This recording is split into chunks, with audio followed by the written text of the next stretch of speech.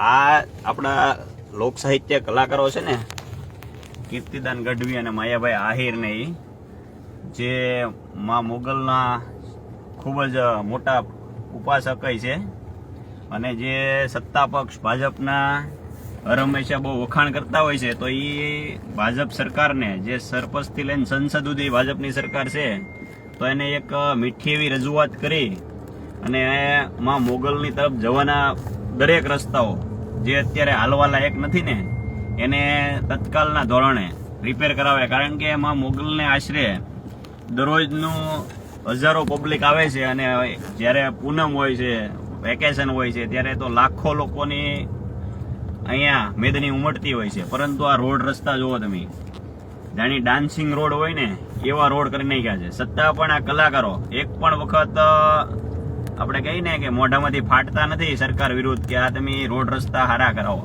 જ્યારે માયાભાઈ ભાજપમાં નહોતા ને, ત્યારે એને જે ક્લિપો છે એ આપણને સાંભળીએ તો મજા આવતી. ત્યારે એમ કહેતા કે આ લોકો પુલ બનાવે ને કોન્ટ્રાક્ટરો, એ રામના રસ્તે હાલે.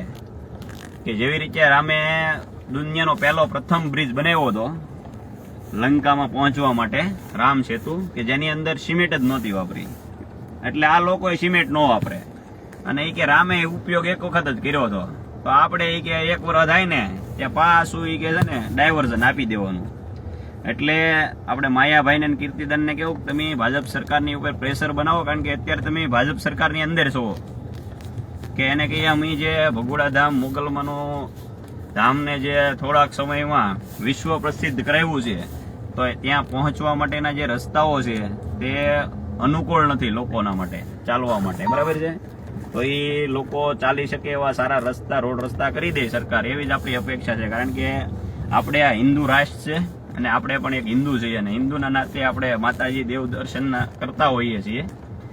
ત્યારે રોડ રસ્તા સારા થાય એવી આપણી એક મહેચ્છા છે ને ઈચ્છા છે. જય માં મોગલ.